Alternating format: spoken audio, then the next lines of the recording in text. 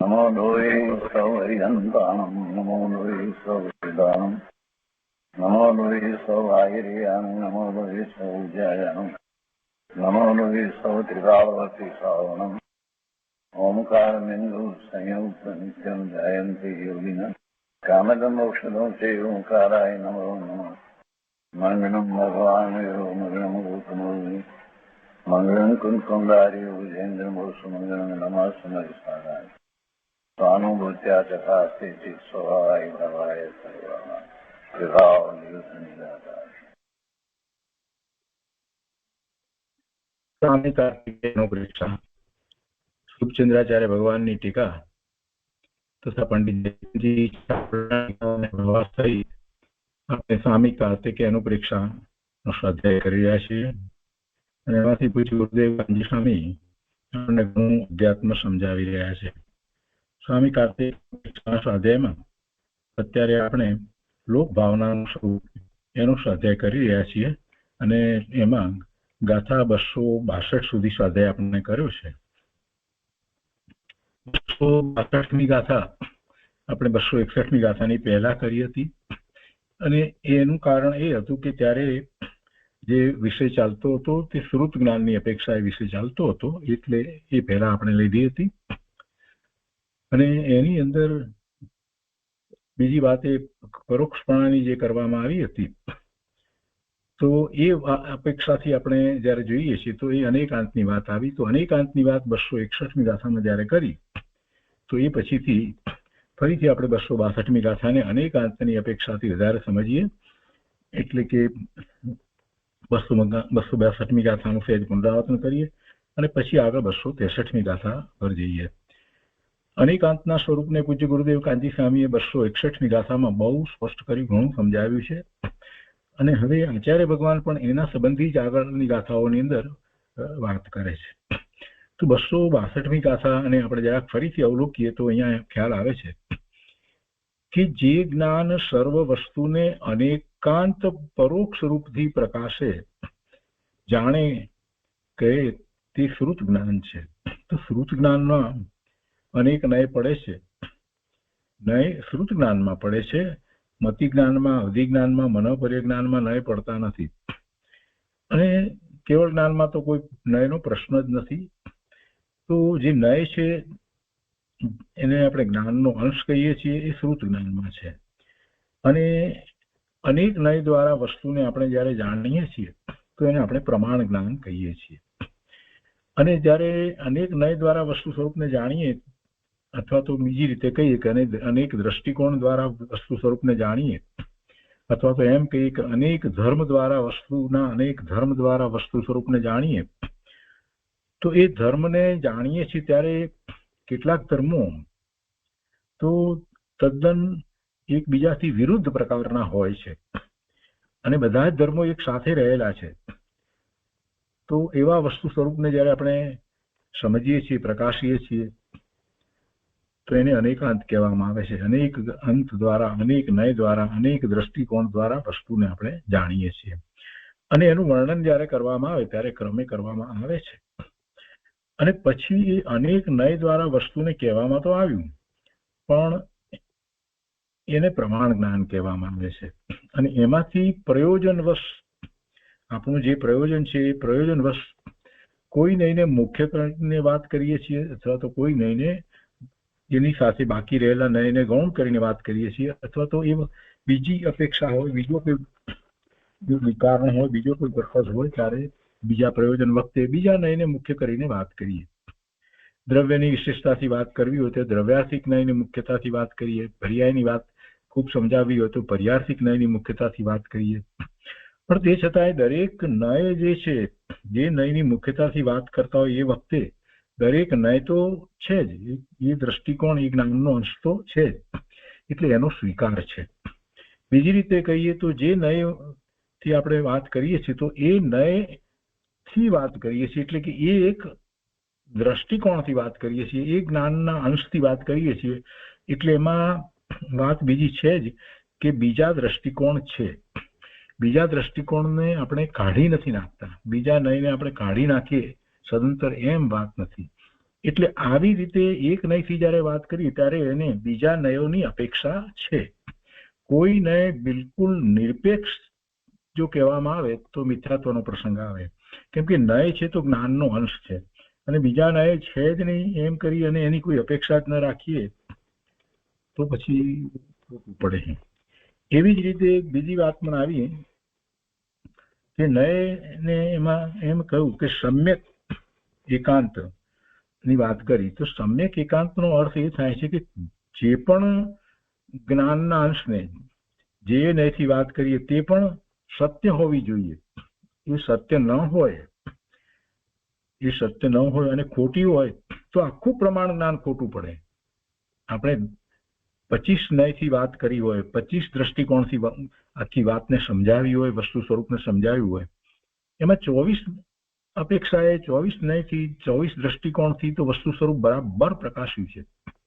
પણ એક દ્રષ્ટિકોણથી જો આપણે ખોટું કહીએ તો એ આખું બધું ખોટું પડી જાય.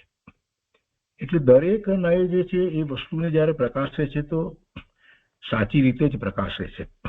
એટલે આ વાત 6 દ્રવ્યોને લાગુ પાડી ત્યારે સમ્યક એકાંત કહેવામાં આવે. સમ્યક એકાંત છે, દરેક નય જે છે એ સમ્યક એકાંત છે. પણ જ્યારે જીવની અપેક્ષાથી જ્યારે સમ્યક એકાંતની વાત કરીએ તો ગુરુદેવે આપણને એમાંથી અધ્યાત્મ સમજાવ્યું, પ્રયોજનભૂત વાત સમજાવી કે અહીંયા જીવને માટે શું સમ્યક એકાંત નય છે અને કેવી રીતે છે. તો એક નય દ્વારા આત્માના સ્વરૂપનો જ્યારે આપણે વિચાર કરીએ તો સમયસારમાં જેમ કહ્યું કે આત્મા એટલે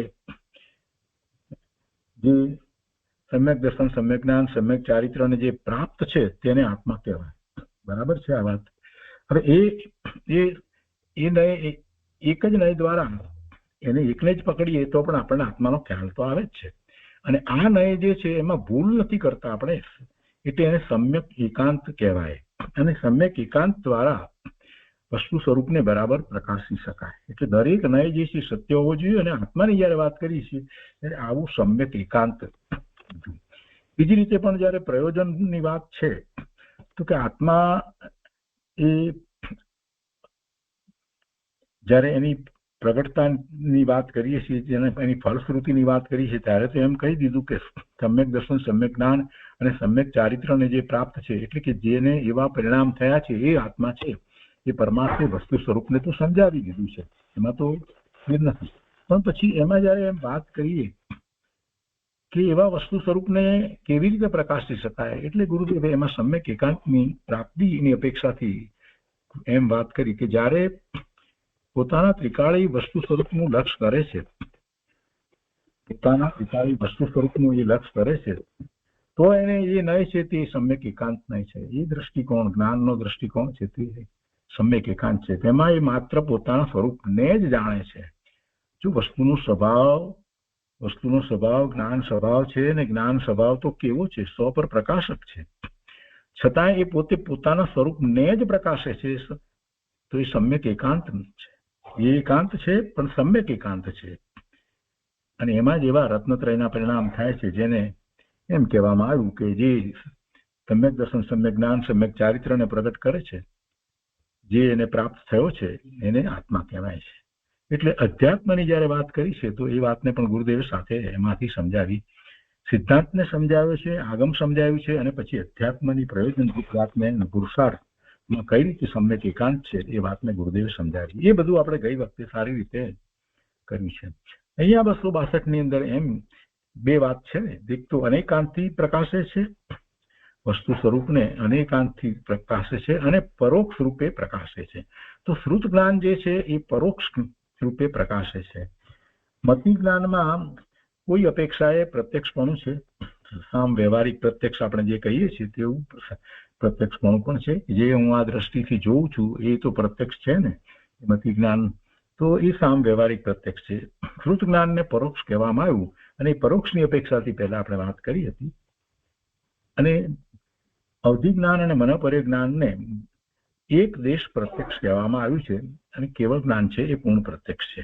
તો શ્રુત જ્ઞાનની વાત આપણે એ રીતે પરોક્ષ રીતે એની મુખ્યતાથી સમજ્યા હતા.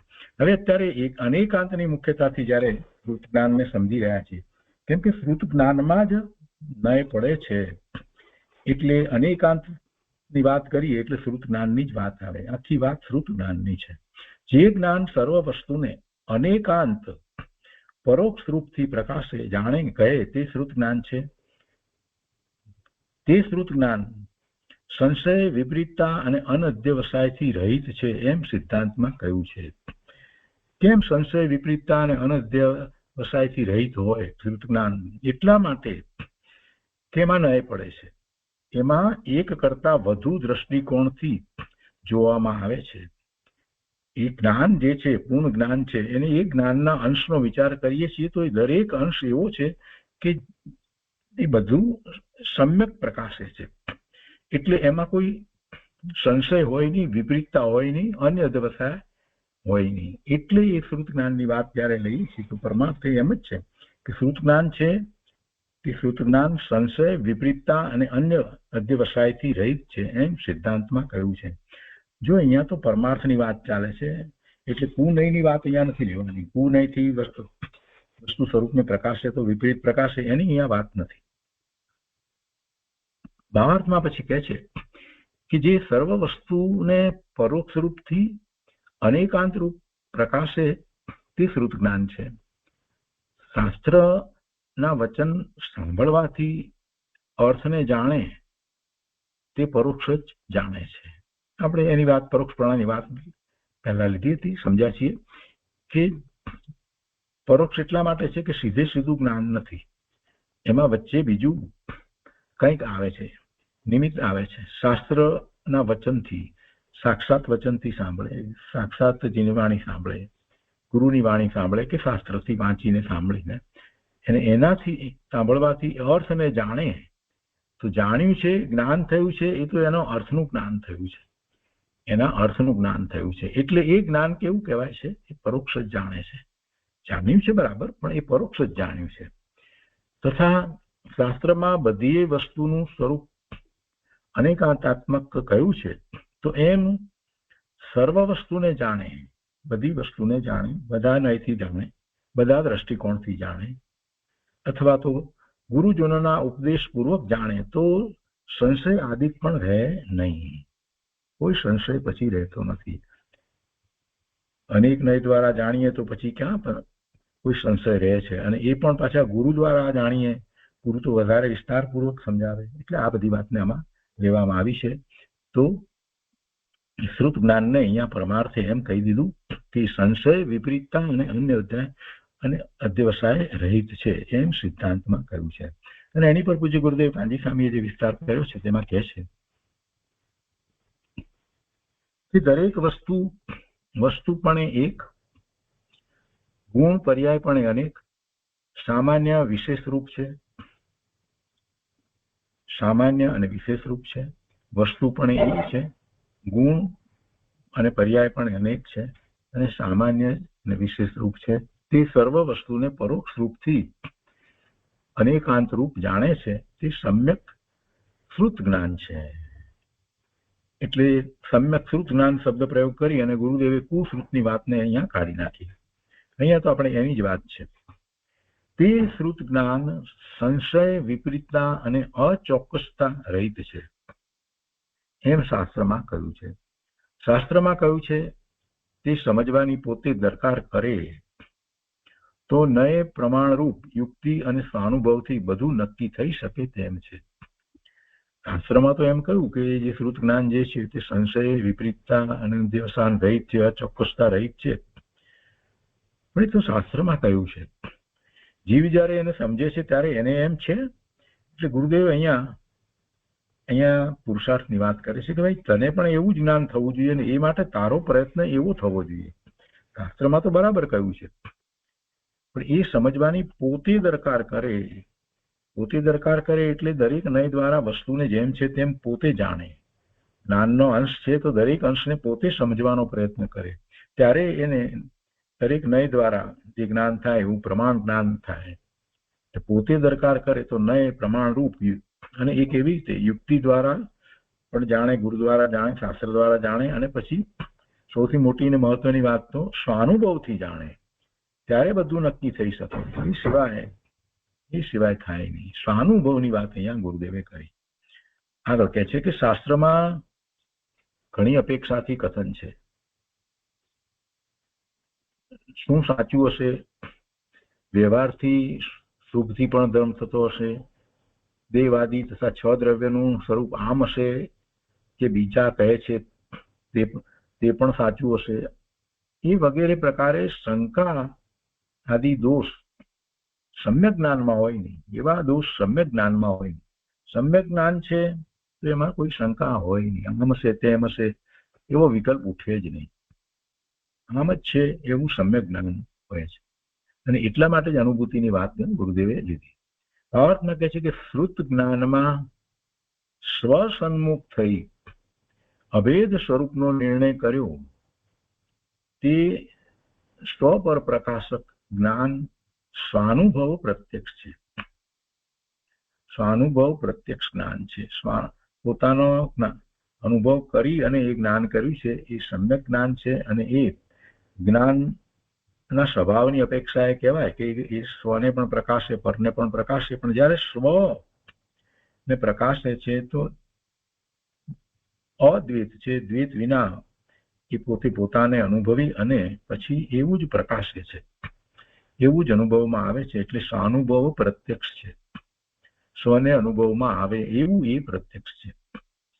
સર્વજ્ઞ કથિત શાસ્ત્રમાં બધી વસ્તુનું સ્વરૂપ અનેકાંતમય છે તેમ જ્ઞાન વડે યથાર્થ જાણે છે, એમ સર્વ વસ્તુને યુક્તિ અને આગમના બળથી જાણે તથા ગુરુજનોના ઉપદેશપૂર્વક જાણે તો સંશય આદિ રહે નહીં.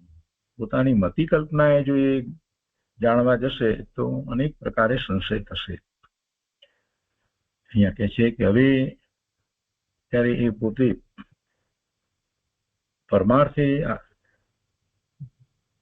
જ્ઞાન કરવા બેઠો છે તો આ બધી વસ્તુનો એને પોતે ખ્યાલ રાખવો પડશે. ગુરુદેવ એમ કે છે કે ભાઈ તારે દરકાર રાખવી પડે. તું જાણવા બેઠો છે તો દરકાર તારે રાખવી પડે.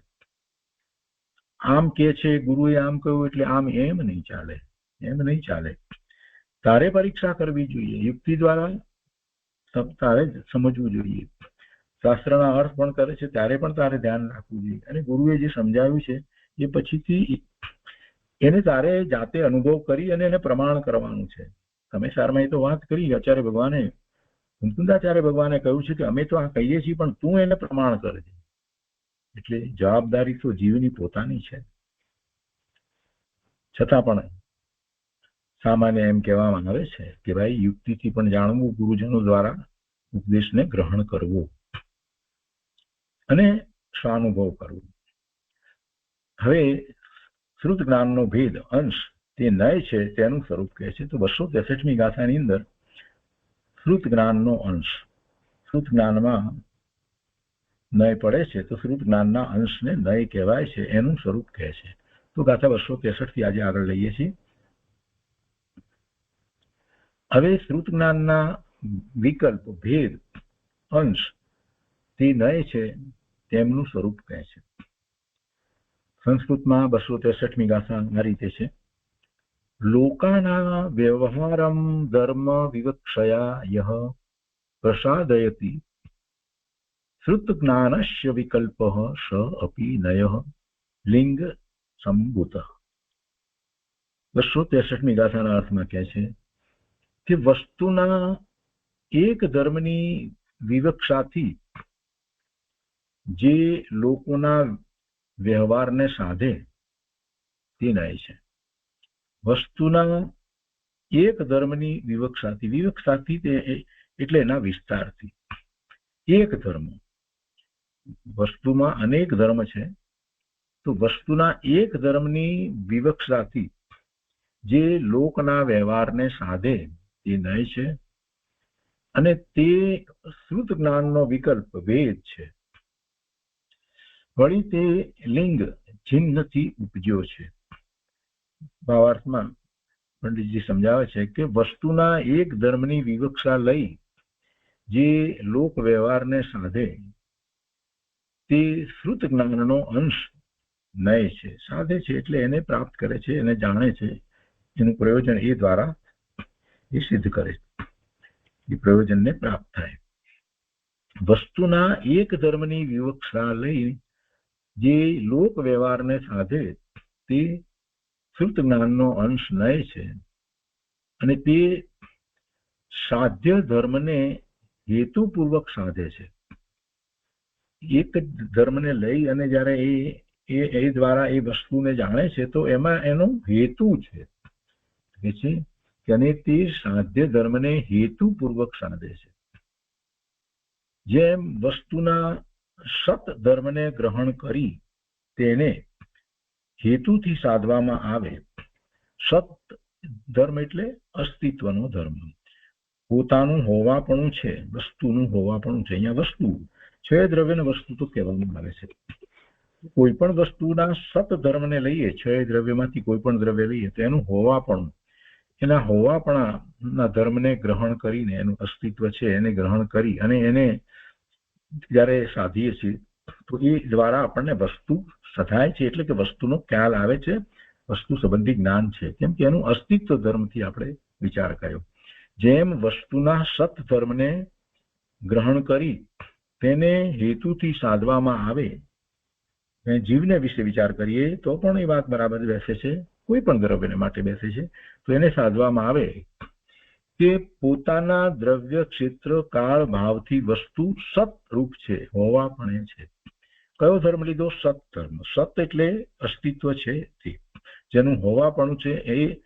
તો એ અપેક્ષાએ એ ધર્મને ગ્રહણ કરીને વસ્તુમાં તો અનેક ધર્મ છે, અનેક ગુણ છે, પણ એમાંથી આપણે એક અસ્તિત્વ અપેક્ષાથી જરા વિચાર કરીએ તો એ ધર્મ દ્વારા પણ એ વસ્તુ નો ખ્યાલ આવે છે. એટલે આપણે કયો ધર્મ અપનાવ્યો છે, ગ્રહણ કર્યો છે? તો કે એનું અસ્તિત્વ. તો અસ્તિત્વ જ્યારે દ્વારા વિચાર કરીએ છીએ તો એ વસ્તુ કેવી રીતે સધાય છે? તો કે છે કે એનું અસ્તિત્વ એના દ્રવ્ય ક્ષેત્ર અને કાળ ભાવથી એનું અસ્તિત્વ છે, એમ વસ્તુ સતરૂપ છે. એ પ્રમાણે નય હેતુથી ઉપજે છે. આપણે પહેલા હેતુ નક્કી કર્યો છે કે એને વસ્તુને સાધવી છે અને એમાં કોઈ એક અપેક્ષાથી સાધવી છે કે એનું મોવાપણું છે, એ આપણો હેતુ છે. તો એને કયા ધર્મથી સાધીએ? એના અસ્તિત્વ ધર્મથી સાધીએ, સત ધર્મથી. તો સત ધર્મને ગ્રહણ કરી તેને હેતુથી સાધવામાં આવે કે પોતાના દ્રવ્ય ક્ષેત્ર કાળ ભાવથી વસ્તુ સતરૂપ છે. તો એ પ્રમાણે નય હેતુથી ઉપજે છે, હેતુથી ઉપજે છે. 263 ની અંદર એ વાત કરે છે. અને એ હેતુથી ઉપજે છે અને એમાં જયારે અહીંયા આમ વાત કરી ભાવાર્થની અંદર કે એક ધર્મને ગ્રહણ કર્યો, વસ્તુના સત ધર્મને ગ્રહણ કરીને, તો હવે એના પછી 264મી ગાથા છે, એની અંદર એ ધર્મને કેવી રીતે ગ્રહણ કરે તે વાત કરે છે. એટલે બે ગાથાને સાથે લઈએ તો વધારે સ્પષ્ટ થશે. કે હવે એક ધર્મને નય કેવી રીતે ગ્રહણ કરે છે તે કહે છે. તો 264માં કહે છે કે નાના ધર્મયુત, નાના એટલે અનેક પ્રકારના, નાના ધર્મયુત અપી ચ એકમ ધર્મમ અપી ઉચ્યતે અર્થ તસ્યૈક વિવક્ષાત નાસ્તિ વિવક્ષા સ્ફુટમ શેષાણામ. એના અર્થમાં કહે છે કે પદાર્થ નાના ધર્મથી યુક્ત છે તો પણ તેને કોઈ એક ધર્મરૂપ કહેવામાં આવે છે. અનેક ધર્મ તો છે, અનેક ધર્મ છે, પણ એક ધર્મ દ્વારા આપણે વસ્તુને કહી શકીએ છીએ, કહેવાય છે. પદાર્થ નાના ધર્મથી યુક્ત છે તો પણ તેને કોઈ એક ધર્મરૂપ કહેવામાં આવે છે. કારણ કે એક ધર્મની જ્યાં વિવક્ષા કરવામાં આવે ત્યાં તે જ ધર્મને કહેવામાં આવે છે, પણ બાકીના સર્વ ધર્મની વિવક્ષા કરવામાં આવતી નથી. પણ એ બાકીના સર્વ ધર્મ નથી એમ નથી, બાકીના સર્વ ધર્મ તો છે પણ એની વિવક્ષા કરવામાં આવતી નથી. આમ એક ધર્મને આપણે ગ્રહણ કર્યો અને એ ધર્મ દ્વારા વસ્તુને આપણે એ અપેક્ષાથી પ્રકાશી, એ અપેક્ષાથી પ્રકાશી.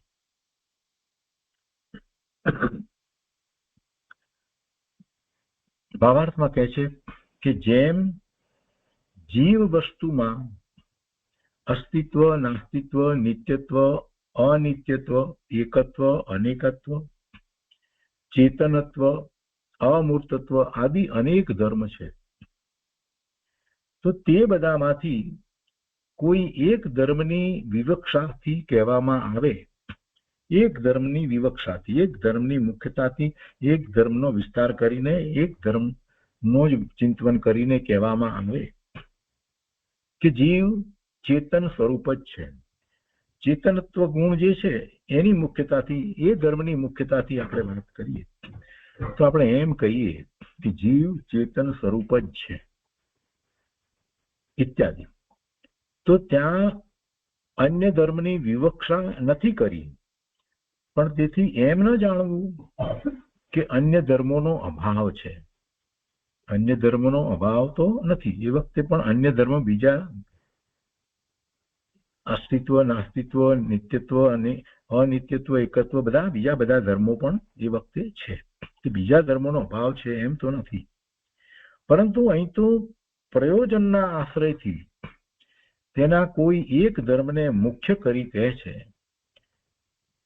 અન્યની અહીં વિવક્ષા નથી એમ સમજવું, અન્યનો અહીંયા વિસ્તાર કર્યો નથી, અન્યની વાત અહીંયા કરી નથી, ફક્ત એમ જ સમજવું. પણ ધર્મ તો બધા જ છે અને આપણું પ્રયોજન છે, કંઈક પ્રયોજન છે, તો પ્રયોજન એક ને મુખ્ય કરીને, એની વિવક્ષા કરીને, એકની વિવક્ષા કરીને કહેવામાં આવ્યું, એટલે એ નય દ્વારા એ વસ્તુને આપણે જાણીએ છીએ, પ્રકાશીએ છીએ. તો એ ગાથા 263 અને 264 ઉપર પૂજ્ય ગુરુદેવ કાંજી સ્વામીએ જે વિસ્તાર કર્યો છે તે આપણે પહેલા લઈએ. 263મી ગાથા ઉપર વિસ્તાર કરતા પૂજ્ય ગુરુદેવ અહીંયા સમજાવે છે કે વસ્તુના એક ધર્મની મુખ્યતાથી જે લોકોના વ્યવહારને સાધે તે નય છે. જેમ જ્ઞાની કહે, જો લોક વ્યવહારમાં પણ એવી જ રીતે વાત છે, એટલે 263માં એ રીતે પહેલા વાત લીધી ને પછી 264માં પ્રયોજનભૂત વાત, પરમાર્થની વાત લીધી. તો અહીંયા કહે છે કે વસ્તુના એક ધર્મની મુખ્યતાથી જે લોકોના વ્યવહારને સાધે તે નય છે, જ્ઞાનનો અંશ છે, દ્રષ્ટિકોણ છે. જેમ કે જ્ઞાની કહે કે છોકરો સારો છે, વારસો રાખશે. કોઈ જ્ઞાની એમ કોઈ છોકરા વિશે એમ કે, જેમ કે જ્ઞાની કહે કે છોકરો સારો છે, વારસો રાખશે. હવે એમ જયારે કહે છે ત્યારે પણ આને અભિપ્રાયમાં એ વખતે બીજી વાત છે. આ તો એક અપેક્ષાથી વાત એમણે કરી, એ વખતે બીજા નય છે, બીજી અપેક્ષાઓ ઊભી છે, બીજા દ્રષ્ટિકોણ પણ છે. તો અભિપ્રાયમાં બીજા દ્રષ્ટિકોણમાં એમ પણ છે સાથે. શું છે અભિપ્રાયમાં? છે કે તેનું આયુષ અને પુણ્ય હશે તો વારસો રહેશે. એ તો પાછું સાથે જ રહેલું જ છે. એનું આયુષ નહીં હોત તો પછી શું વારસો રાખવાનો છે? એનું પુણ્ય પણ એવું હશે તો રાખશે ને. એટલે અભિપ્રાયમાં છે કે તેનું આયુષ અને પુણ્ય હશે તો વારસો રહેશે. પણ લૌકિક અપેક્ષાથી એ રીતે વાત કરીએ, એના ગુણ જોઈને, છોકરાના ગુણ જોઈને લૌકિક અપેક્ષાથી વાત કરી છે. અનંત ધર્મ સ્વરૂપ વસ્તુ છે, તે પ્રમાણનો વિષય છે, તેને જાણનાર કૃત જ્ઞાન પ્રમાણ છે. એટલે દરેક નય દ્વારા જ્યારે વસ્તુને આપણે જાણીએ ત્યારે પ્રમાણ જ્ઞાન છે, અને એ નય શ્રુત જ્ઞાનમાં છે. દ્રષ્ટિકોણ એક એક અંશ આ બધું શ્રુત જ્ઞાનમાં પડે છે. તો એ શ્રુત જ્ઞાન જે છે તો એ શ્રુત જ્ઞાન પ્રમાણ છે. અનેક ધર્મ છે, અનંત ધર્મ છે, અને અનંત ધર્મ સ્વરૂપ વસ્તુ છે, તો તે પ્રમાણનો વિષય છે. અનંત ધર્મ સ્વરૂપ વસ્તુને, અનંત ધર્મ ને જ્યારે જાણીએ ત્યારે પ્રમાણ જ્ઞાન થાય. અને એવા અનંત ધર્મ, એક એક ધર્મને આપણે જ્યારે જાણીએ ત્યારે એની અપેક્ષા સહિત જાણવા પડે, અને એ શ્રુત જ્ઞાનમાં જાણી શકાય. તો તેને જાણનાર શ્રુત જ્ઞાન પ્રમાણ છે.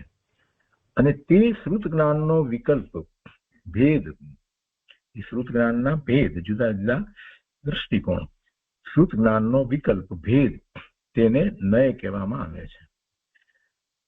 બીજું એક ઉદાહરણ આપીને ગુરુદેવ કહે છે કે સમ્યક દ્રષ્ટિ નોકર છે તે સમ્યક દ્રષ્ટિ છે, તો સમ્યક દ્રષ્ટિ નોકર શેઠને કહે કે આપની કૃપાથી પૈસા મળ્યા. હવે સમ્યક દ્રષ્ટિ છે, જરાક વિચાર કરીએ તો સમ્યક દ્રષ્ટિને તો ખ્યાલ છે પૈસાના કારણે મળ્યા છે. સમ્યક દ્રષ્ટિ તો જાણે છે ને કઈ શેઠને કારણે પૈસા મળે એમ નથી હોતું. પણ સમ્યક દ્રષ્ટિ નોકર શેઠને કહે કે આપની કૃપાથી પૈસા મળ્યા, પણ અભિપ્રાયમાં છે કે પુણ્યની યોગ્યતાથી પૈસા એના કાળે આવે છે. આ વાત અભિપ્રાયમાં છે, કેમ કે સમ્યક દ્રષ્ટિ છે એટલે છે. પણ એક હેતુને સિદ્ધ કરવા માટે એક પડખાની વાતને ગૌણ કરીને બીજીને મુખ્ય કરે. અહીંયા શેઠને એ વાત આભાર વ્યક્ત કરવાની વાત છે ને, એટલા માટે એને એમ કહ્યું શેઠને કે આપની કૃપાથી પૈસા મળ્યા. કે છે કે એક હેતુને સિદ્ધ કરવા માટે એક પડખાની વાતને ગૌણ કરીને બીજીને મુખ્ય કરે. તે પ્રમાણે લોક વ્યવહારમાં પણ પ્રયોજન સધાય છે. આના ઉપરથી એક વાત બીજી પણ સમજવાની કે સમ્યક દ્રષ્ટિ હોય એ જાણે છે કે જે કંઈ સંયોગો વગેરે પ્રાપ્ત થાય છે એ એના કારણે પ્રાપ્ત થાય છે, એમાં કોઈનું કંઈ કરી દે છે એમ નથી. પણ છતાંય એવા વિનય વગેરે હોય છે, અને એ વિનય પાછળનો હેતુ હોય છે, એ વિનય પાછળનો કાંઈક હેતુ હોય છે. એટલે એવું લોક વ્યવહારમાં એવું પ્રયોજન એ રીતે સધાય છે. 264માં હવે પ્રયોજનભૂત વાત જે છે પરમાર્થની વિધિ છે, અને એ વાતને સમજાવે છે. એની પહેલા થોડીક વાત ગુરુદેવે લીધી છે અને પછી આગળ 264મી ગાથા લીધી છે. તો કહે છે ગુરુદેવ અહીંયા કે બીજા દિવસના પ્રવચનમાં કે લોક ભાવના ચાલે છે, તેમાં જીવના જ્ઞાન ગુણની 5 પર્યાયો છે: મતિ, શ્રુત, અવધિ, મન, પર્ય અને કેવળ. તેમાંથી શ્રુત જ્ઞાનમાં નયો હોય છે, અને નયનું યથાર્થ સ્વરૂપ જૈન દર્શન સિવાય બીજે ક્યાંય હોય નહીં. વસ્તુ અનેકાંત સ્વરૂપ છે. દરેક વસ્તુ અનેકાંત સ્વરૂપ છે, એમાં અનેક ધર્મ છે, અને તેનું યથાર્થ જ્ઞાન કરવું તે ભાવ શ્રુત પ્રમાણ છે. યથાર્થ જ્ઞાન કરવામાં આવે એટલે પ્રમાણમાં, અને યથાર્થ જ્ઞાન કરવાની વાત છે તો પોતે જ્ઞાન કરે છે એટલે અપેક્ષાથી એમ કહેવાય કે ભાવ શ્રુત પ્રમાણ છે. ચોપડીમાં રહેલું વર્ણન જે કરવામાં આવ્યું હોય દ્રવ્ય શ્રુત પ્રમાણ છે. શાસ્ત્રમાં જે વર્ણન જે છે જ્ઞાન અર્થાત છે, પણ એ દ્રવ્ય શ્રુત પ્રમાણ છે. પણ પોતે જયારે એવું જ જ્ઞાન કરે છે તો ભાવ શ્રુત પ્રમાણ છે. અહીંયા વસ્તુને જગ્યાએ આપણે આત્માને મૂકીએ તો આપણને વધારે વાત ખ્યાલમાં આવે છે. બરાબર છે, આત્માનું જ્ઞાન કરવામાં આવે અને શાસ્ત્રમાં જે કહેવામાં આવ્યું છે, અનેક અપેક્ષાથી કહેવામાં આવ્યું એ પ્રમાણ જ્ઞાન છે, અને એ દ્રવ્ય શ્રુત પ્રમાણ છે. અને એવું જયારે જ્ઞાન પોતાને યથાર્થ જ્ઞાન થાય તો એ ભાવ શ્રુત પ્રમાણ છે. આખી વાત શ્રુત જ્ઞાનમાં તો સમજાય છે, અને એવું શ્રુત જ્ઞાન, મતિ જ્ઞાન એવું આ ઉઘાડ આપણને છે. એટલે જ મહાપુરુષોએ કહ્યું કે ભાઈ તને જે ઉઘાડ છે મતિ શ્રુત જ્ઞાનનો, એ દ્વારા તું આત્માની પ્રાપ્તિ કરી શકે છે. અહીંયા કહે છે કે આત્માનો જ્ઞાન સ્વભાવ છે, શ્રુત જ્ઞાન તેની એક સમયની પર્યાય છે. એટલો એ ઉઘાડ, એ પ્રકારનો ઉઘાડ તે શ્રુત જ્ઞાનમાં નય પડે છે. નય એટલે વસ્તુના એક અંશને જાણનારું શ્રુત જ્ઞાન. નય એટલે વસ્તુના એક અંશને જાણનારું શ્રુત જ્ઞાન. એક અંશને જાણનારું મતિ જ્ઞાન ન હોય, શ્રુત જ્ઞાન છે, એમાં નય પડે. અવધિ જ્ઞાનમાં નય ના પડે, મનોપર જ્ઞાનમાં પણ નય ના પડે, અને કેવળી ભગવાન કેવળી પરમાત્માને કેવળ જ્ઞાન, એમાં કોઈ નય હોતા નથી. બધા જ નયો બધું જ એક સાથે જ છે. એટલે જે નય છે તે શ્રુત જ્ઞાનમાં છે. એટલે નય એટલે વસ્તુના એક અંશને જાણનારું જ્ઞાન, એટલે એ શ્રુત જ્ઞાન છે. એ જાણનારું શ્રુત જ્ઞાન, શ્રુત જ્ઞાનનો અંશ તે નય છે. આત્મા સિવાય શરીર આદિ તો પર છે, જુદા છે. તે પરથી ભિન્ન અનંત ધર્મ સ્વરૂપ આત્મા વસ્તુ છે. તે અનંત ધર્મવાળી વસ્તુ આત્મા, તે અનંત ધર્મવાળી વસ્તુના પ્રમાણ જ્ઞાન પૂર્વક તેના એક એક ધર્મને જાણે તેનું નામ નય છે. જો આમાં પ્રમાણ જ્ઞાન પૂર્વક એવું અહીંયા ગુરુદેવે મૂક્યું, કેમ કે એક અંશને જાણે, પણ એ અંશ જે છે એ પ્રમાણ જ્ઞાનનો અંશ છે. એટલે કે એ અંશ જ્યારે કહેવામાં આવે તો કેટલા અંશ, એવો આપણને પ્રશ્ન થાય. તો કે જ્યાં સુધી પ્રમાણ જ્ઞાન ન થાય ત્યાં સુધી અનેક નય હોય, અને બધા નય દ્વારા જ જે જ્ઞાન થાય એને પ્રમાણ જ્ઞાન કહેવાય. એટલે શ્રુત જ્ઞાનમાં અંશ પડે છે, શ્રુત જ્ઞાનમાં ભેદ પડે છે, પણ કેટલા ભેદ હોય તો કે આખું સંપૂર્ણ જ્ઞાન જેને પ્રમાણ જ્ઞાન કહીએ, તો એ પ્રમાણ જ્ઞાનનો એ અંશ હોય. એટલે એટલા ભેદ હોય. એટલે એ દરેક અંશ જે છે, શ્રુત જ્ઞાનનો અંશ જે દરેક નય છે, એ નય પ્રમાણ જ્ઞાન પૂર્વક હોય. અહીંયા કહે છે કે આત્મા સિવાય શરીર આદિ તો પર છે, એની તો કોઈ વાત નથી કરવી, પણ તે પરથી ભિન્ન આ આત્મા અનંત ધર્મ સ્વરૂપ આત્મા એ વસ્તુ છે. અને તે અનંત ધર્મ વાળી વસ્તુના પ્રમાણ જ્ઞાન પૂર્વક તેના એક એક ધર્મને જાણે તેનું નામ નય છે. નય છે તે જ્ઞાનનો ઉપયોગ છે. બીજી રીતે પણ વિચાર કરીએ કે નય છે એ જ્ઞાનનો અંશ છે, તો જ્ઞાન જે છે, જ્ઞાનનું લક્ષણ તો ઉપયોગ છે ને. ઉપયોગ દ્વારા આપણને જ્ઞાન થાય છે ને.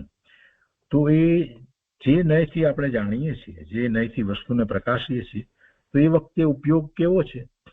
ઉપયોગ એવો છે. એટલે કહે છે કે નય છે તે જ્ઞાનનો ઉપયોગ છે. અને તે એક ધર્મને મુખ્ય કરીને વસ્તુને જાણતી વખતે બીજા ધર્મોને ગૌણ રાખે છે. બીજા ધર્મો નથી એમ કાઢી નાખે એમ નથી. બીજા ધર્મોનો સર્વથા નિષેધ નથી કરતો. આગળ કહે છે કે વસ્તુ ત્રિકાળ શુદ્ધ હોવા છતાં પર્યાયમાં અશુદ્ધતા પણ છે, તો તેને જાણવી જોઈએ. પર્યાયમાં કેટલી અશુદ્ધતા છે અને કેટલો રાગ છે. અશુદ્ધતા છે એટલે રાગ વગેરે છે ને. પર્યાયમાં કેટલી અશુદ્ધતા છે અને કેટલો રાગ છે, તથા નિમિત્ત કેવા છે, તો તેનું જ્ઞાન કરવું જોઈએ. આત્માની કેવી દશા વખતે કેવા નિમિત્ત હોય અને કેવા નિમિત્તોનો સંગ છૂટી જાય, તે જાણ્યા વગર પ્રમાણ જ્ઞાન થાય નહીં. રાગ પણ પોતાની પર્યાયમાં થાય છે, તે પણ વસ્તુનો એક અંશ છે. તે અંશને પણ પોતાના અસ્તિત્વમાં જાણે છે. જો તે અંશ પરને લીધે માને તો પ્રમાણ જ્ઞાન થતું નથી.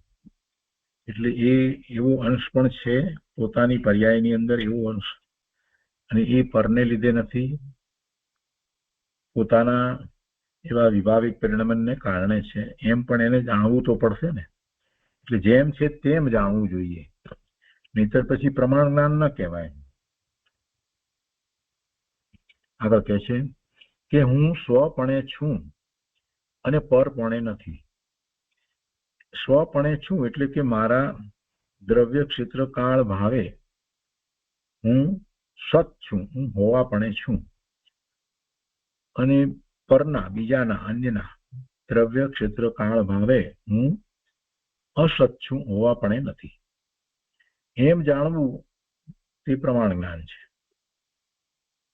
હવે આ પ્રમાણ જ્ઞાનની અંદર એક ધર્મને લઈને વાત કરી એટલે ગુરુદેવ કહે છે કે એમ જાણવું તે પ્રમાણ જ્ઞાન છે અને ત્યાં અસ્થિને મુખ્ય કરી, અસ્થિ એટલે હોવાપણું ને જાણે, અસ્થિને મુખ્ય કરીને જાણે છે, તો એ વખતે નાસ્તિ ધર્મ જે છે એ તો રહ્યો છે ને, નાસ્તિત્વનો ધર્મ રહ્યો છે એને ગૌણ કર્યો છે. નાસ્તિત્વનો ધર્મ શું છે? નાસ્તિત્વ એટલે પરના દ્રવ્ય ક્ષેત્ર કાળ ભાવે હું નથી, મારું અસ્તિત્વ નથી, એ નાસ્તિત્વ ધર્મ થયો. તો એને ગૌણ કરવામાં આવ્યો. હું સ્વપણે છું એમ કહેવામાં આવ્યું ત્યારે જ એ વાત નાસ્તિત્વની છે કે હું પરપણે નથી, પરના દ્રવ્ય ક્ષેત્ર કાળ અને ભાવપણે હું નાસ્તી છું, અથવા તો હું નથી, અથવા તો હું પરના દ્રવ્ય ક્ષેત્ર કાળ ભાવે હું અસત છું, એ નાસ્તિત્વ ધર્મ થયો. તો એ ધર્મ જે છે ત્યાં ગૌણ રહે છે. નાસ્તિત્વનો ધર્મ પણ ત્યાં છે પણ એ ગૌણ રહે છે. આત્મા છે એમ કહ્યું ત્યારે પરપણે નથી, સ્વપણે છે એ વાત છે, તો એ વખતે પરપણે નથી એ ધર્મ ગૌણ રહ્યો છે, એ નાસ્તિ ધર્મ કહેવાય. વસ્તુને જ્યારે જાણીએ ત્યારે અસ્થિ અને નાસ્તિ પૂર્વક જાણવી જોઈએ. કોઈને એમ થાય કે હવે આવું નાસ્તિનું જાણવાની શું જરૂર, નાસ્તિથી ન જાણીએ તો શું વાંધો? જો નાસ્તિથી આપણે ન જાણીએ અથવા તો નાસ્તિ ધર્મથી આપણે સ્વીકાર ન કરીએ, ભલે એ ગૌણ રાખ્યો છે પણ એને આપણે નાસ્તિપૂર્વક વસ્તુને સ્વીકારીએ નહીં તો શું થાય ખબર છે? હું સ્વપણે પણ છું અને પરપણે પણ છું એમ થઈ જાય. તો પ્રમાણ જ્ઞાન રહે નહીં, તો મોટો મિથ્યાત્વનો પ્રસંગ આવે. જ્યાં પોતે અસ્થિપણે છે અને એની સાથે જે નાસ્તિત્વનો ધર્મ જે છે એને માને જ નહીં, બિલકુલ એકાંતે જે અસ્થિના ધર્મને માને, નાસ્તિના ધર્મને બિલકુલ માને જ નહીં, તો પછી મિથ્યાત્વ થઈ ગયું. એટલે એમ નથી, પરપણે નથી એ વાત પણ માનવી તો પડશે. ભલે એ વખતે આપણે એની વિવક્ષા ન લઈએ, પણ પરપણે નથી એવી નાસ્તિની વાત છે અને એ વખતે એ ગૌણ રહી જાય છે. એટલે તે નયનો વિષય છે. નાસ્તિત્વ પણ નયનો વિષય છે. અહીં આગમની શૈલીથી 7 નયો વર્ણવશે. આગળ અધ્યાત્મ દ્રષ્ટિએ તો આ 7 નયો વ્યવહાર છે, કેમકે એ ભેદ પાડીને સમજાવવામાં આવેલું છે એટલે અધ્યાત્મમાં તો એ બધાને વ્યવહાર જ કહેવામાં આવ્યો છે. પણ જ્યારે આગમની શૈલીથી વસ્તુને સારી રીતે સમજીએ છીએ અને પછી એ પ્રમાણે આગળ પુરુષાર્થ કરીએ છીએ ત્યારે આખી અધ્યાત્મની દ્રષ્ટિ ખીલે છે. એટલે આગમની શૈલીથી વાતને સમજવી તો પડે ને. એટલે આગમની શૈલીથી 7 નયો વર્ણવશે. કોઈને એમ થાય કેમ 7 જ નહીં, પણ આગમની શૈલીથી મુખ્ય ને પછી એના અંદરમાં બધા નયો કેવી રીતે આવે છે એ પછી જાતે સમજી શકાય એવું છે. એમાં કોઈ પણની વાત લઈ અને સમજી શકાય. કોઈને એમ થાય કે પણ 47 ને પ્રવચન સારમાં કયા, પણ એમાં 47 તો એક આત્માને સમજાવનારા નયો છે. દરેક વસ્તુને સમજાવનાર એના સંબંધીના જ્ઞાનના અંશો જે હોય એ તો ઘણા હોય, અનેક હોય, પણ એનું જયારે ક્લાસિફિકેશન કરીએ તો એને 7માં વહેંચી શકાય. એટલે એ 7 નયો વર્ણવશે. આગમની શૈલીથી 7 નયો વર્ણવશે. અધ્યાત્મ દ્રષ્ટિએ તો આ 7 નયો વ્યવહાર છે. અધ્યાત્મ દ્રષ્ટિમાં તો શુદ્ધ અભેદ ત્રિકાળી દ્રવ્ય તે જ નિશ્ચય નયનો વિષય છે. અધ્યાત્મમાં તો શુદ્ધ અભેદ ત્રિકાળી દ્રવ્ય તે જ નિશ્ચય નયનો વિષય છે. સ્વદ્રવ્ય ક્ષેત્ર કાળ અને ભાવના ભેદ પાડવા તે પણ વ્યવહાર છે. અધ્યાત્મમાં તો એને પણ વ્યવહાર કહી દીધો. ભેદ પાડે એટલે વ્યવહાર. આગમમાં 6 દ્રવ્યનું વર્ણન છે. તો ત્યાં પોતાના દ્રવ્ય ગુણ પર્યાય તે નિશ્ચયનો વિષય છે. દરેક દ્રવ્યના પોતાના દ્રવ્ય ગુણ પર્યાય એ નિશ્ચય નયનો વિષય થાય. આત્મા છે તો તેમાં સ્વદ્રવ્ય ક્ષેત્ર કાળ ભાવથી છે એવો હેતુ છે તે પોતાની અપેક્ષાએ આત્મા હોવાપણે છે, સત છે, પણ પરની અપેક્ષાએ આત્મા અસત છે. એ વાત તો આવી. હવે કોઈ પૂછે કે આત્મા છે તો કહે કે હા આત્મા સત છે. સત છે એટલે હોવાપણે છે. હવે કયો હેતુ એમાં? તો કે હોવાપણાનો. એટલે કે છે કે સ્વદ્રવ્ય ક્ષેત્ર કાળ અને ભાવની અપેક્ષાથી આત્મા સત છે. પોતાના દ્રવ્ય ક્ષેત્ર કાળ અને ભાવની અપેક્ષાથી આત્મા સત છે.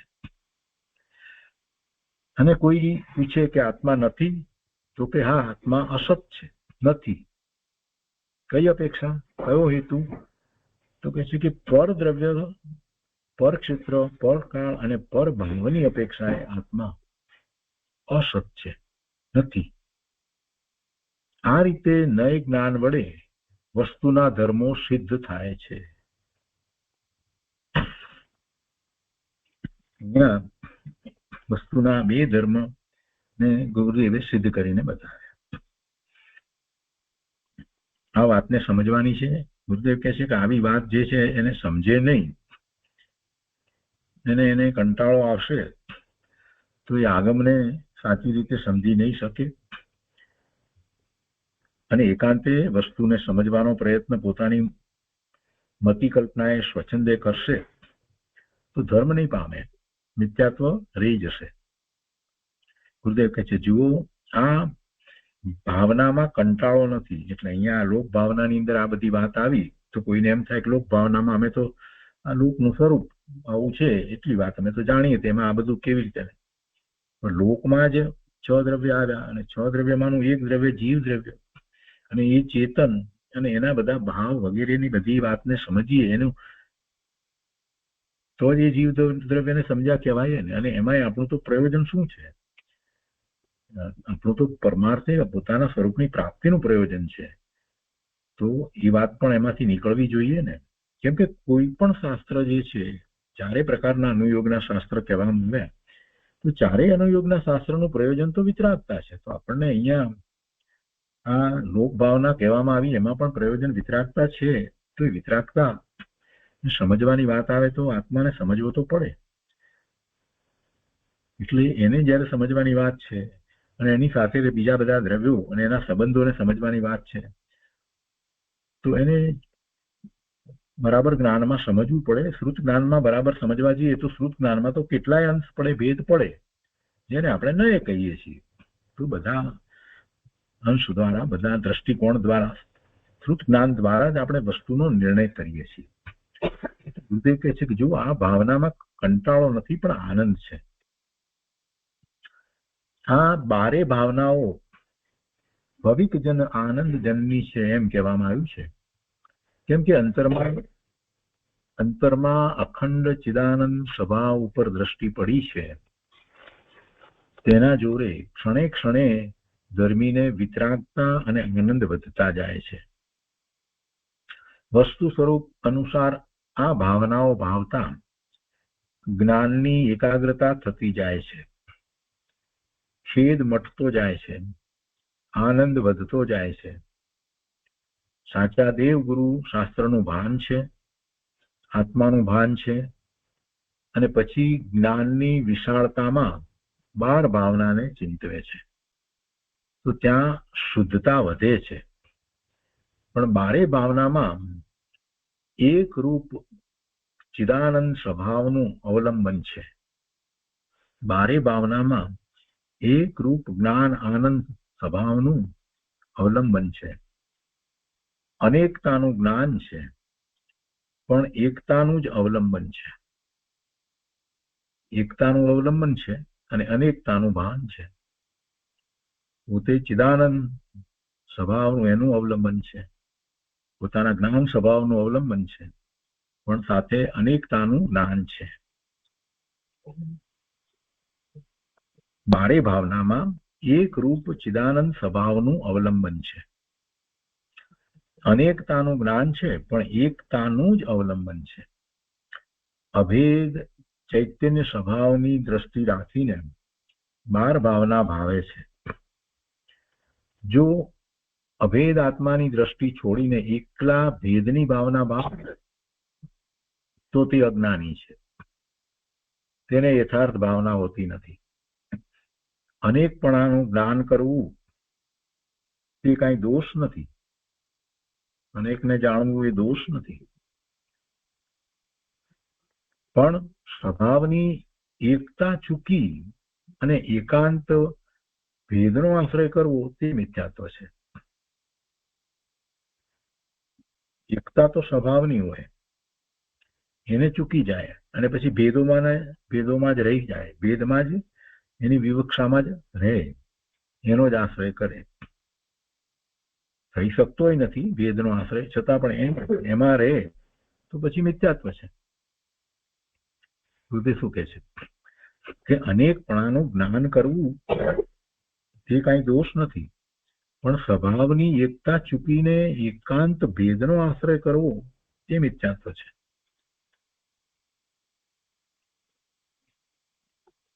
વ્યવહારને જ્ઞાન કરવા માટે છે, પણ આશ્રય કરવા માટે નથી. વ્યવહાર નહીંથી જે કહેવામાં આવ્યું એ જાણવું જરૂરી છે, જ્ઞાન કરવું જોઈએ, પણ એના આશ્રય ધર્મ પ્રગટ થતો નથી, એટલે આશ્રય કરવા માટે નથી. જો વ્યવહારના આશ્રય લાભ માને તો શુદ્ધ આત્માની દ્રષ્ટિ રહેતી નથી, એટલે જૈન દર્શન જ રહેતું નથી. અને જો વ્યવહાર છે તેને જાણે જ નહીં તો એકાંત મિથ્યા જ્ઞાન થઈ જાય છે. વસ્તુ સ્વભાવના ભાનપૂર્વક જ્ઞાનમાં આવી અનુપ્રેક્ષા કરવાથી વિતરાગતા વધતી જાય છે. યથાર્થ જ્ઞાન સહિતનો વૈરાગ્ય કેવો હોય તે જાણવું જોઈએ. જ્ઞાન સહિત વૈરાગ્ય કેવો હોય એ જાણવું જોઈએ. એટલા માટે તો ચરણાનુયોગના શાસ્ત્રમાં એ વાત કરવામાં આવી છે કે જો તને સમ્યક દર્શન હોય તો તને આ રીતે ચારિત્ર હોય. યથાર્થ જ્ઞાન સહિતનો વૈરાગ કેવો હોય તે જાણવું જોઈએ. એકલું જ્ઞાન કરે અને વૈરાગ્યનું ઠેકાણું ન હોય તો તે એકાંત નિશ્ચય આભાસી મિથ્યા દ્રષ્ટિ છે. એટલે એને એવો વૈરાગ્ય હોય, અને એટલે જ આચાર્ય પદ્મનંદી પંચવિંશતિની અંદર એ વાત કરી છે કે જો તું સમ્યક દ્રષ્ટિ હોય તો તને આવું ચારિત્ર હોય. એમાં ચારિત્રને વૈરાગ્યની બધી વાત કરી છે. એની અંદર એમાં વ્રતની પણ વાત કરી છે અને તપની પણ વાત કરી છે. ગુરુદેવ કહે છે કે એકલું જ્ઞાન કરે અને વૈરાગ્યનું ઠેકાણું ન હોય તો તે એકાંત નિશ્ચય આભાસી મિથ્યા દ્રષ્ટિ છે. સાથે એવો વૈરાગ હોવો જોઈએ. એટલે તો ચરણાનુયોગની બધી વાત કહેવામાં આવી છે, નહીતર તો એકલો દ્રવ્યાનુયોગ જ કહેત ને. શા માટે ચરણાનુયોગ કહેવામાં આવ્યો? ગુરુદેવ કહે છે કે જેમ એકલો ક્રિયાકાંડી મિથ્યા દ્રષ્ટિ છે, તેમ એકલા નિશ્ચયના જ્ઞાનની વાત કરે પણ પર્યાયમાં ક્ષણે ક્ષણે સ્વભાવની દ્રષ્ટિથી રાગ ઘટવો જોઈએ તેમ ન માને તો તે પણ મિથ્યા દ્રષ્ટિ છે. અને રાગ ઘટે એનો અર્થ જ છે કે એને વૈરાગ્ય વધે. વસ્તુના સ્વભાવને જેમ છે તેમ જાણે તો પર્યાયમાં ઘણો રાગ ઘટી જાય. નિશ્ચય અને વ્યવહાર બંનેને યથાર્થ જેમ છે તેમ જાણવા જોઈએ. સાધક દશામાં વ્યવહાર છે તેની ના પડાય નહીં, અને નિશ્ચયનો આશ્રય છોડાય નહીં. નિશ્ચય આશ્રય કરવા લાયક છે. વ્યવહાર જાણવો, અને વ્યવહાર જાણવાનો અર્થ પણ એમ જ છે. શું વ્યવહાર જાણવો? કે એ વખતે પોતાને બહારમાં કેવી ચારિત્રની દશા છે એ વ્યવહાર જાણવો, અને જાણી અને પછી 12મી ગાથામાં સમયસારમાં એમ કહ્યું કે પ્રયોજનવાન છે તો પછી એવો વ્યવહાર પોતાને છે કે નહીં. જો એવો વ્યવહાર ન હોય તો પછી એને વૈરાગ છે જ નહીં. એટલે જાણેલો પ્રયોજનવાનનો અર્થ એ થાય છે કે નિશ્ચયના આશ્રય ધર્મ છે, અને સાથે આવો વ્યવહાર હોવો જોઈએ. જો એવો વ્યવહાર નથી તો સાચા અર્થમાં પુરુષાર્થ થઈ રહ્યો નથી. ત્યાં 12મી ગાથાની અંદર જે ઉદાહરણ આપવામાં આવ્યું છે, સોનાની ઓરને ગરમ કરવામાં આવે અને દરેક સમયે એનો રંગ જે બદલાય છે, શુદ્ધિ વધતી જાય છે, એમાંથી મલિનતા ઘટતી જાય છે, ચોખ્ખું સોનું પ્રાપ્ત થાય ત્યાં સુધી એના અનેક રંગ બદલાયા છે. તો એ દરેક રંગ જાણેલા પ્રયોજનવાન છે એમ આપણે કહીએ કે જાણવું જોઈએ. કેમ કે તો જ આપણને છેલ્લો શુદ્ધ જે સોનાનો ગઠ્ઠો પ્રાપ્ત થવાનો છે એનો ખ્યાલ રહે.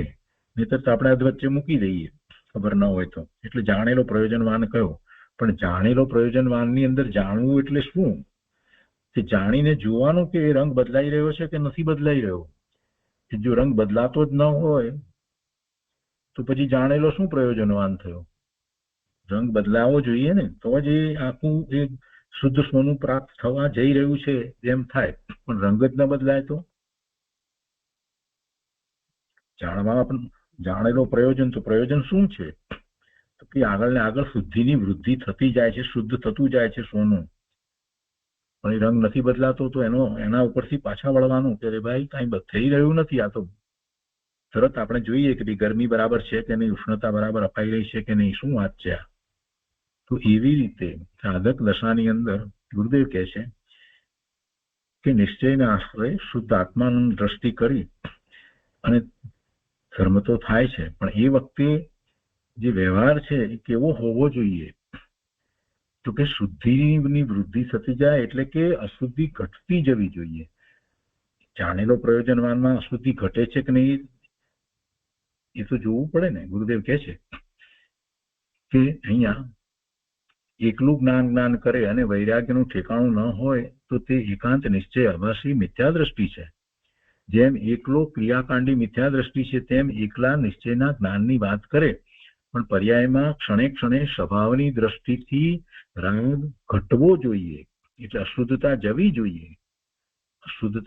જોઈએ, રાગ ઘટવો જોઈએ તેમ ન માને તો તે પણ મિથ્યા દ્રષ્ટિ છે. વસ્તુના સ્વભાવને જેમ છે તેમ જાણે તો પર્યાયમાં ઘણો રાગ ઘટી જાય છે. અને રાગ ઘટે છે કે નહીં એ એને જાણવું જોઈએ. એ વ્યવહાર છે, એ જાણેલો પ્રયોજનવાન છે. નિશ્ચય અને વ્યવહાર બંનેને યથાર્થ જેમ છે તેમ જાણવા જોઈએ. સાધક દશામાં વ્યવહાર છે તેની ના પડાય નહીં અને નિશ્ચયનો આશ્રય છોડાય નહીં. તેથી અહીં નયોનું વર્ણન કરશે. એ રીતે આપણે અહીંયા 263મી ગાથાનો વિસ્તાર પૂરો થયો. 264મી ગાથાનો વિસ્તાર આપણે આવતા સ્વાધ્યાયમાં લઈશું. એ આપણે વાંચનમાં લીધી છે, આવતા સ્વાધ્યાયમાં લઈશું.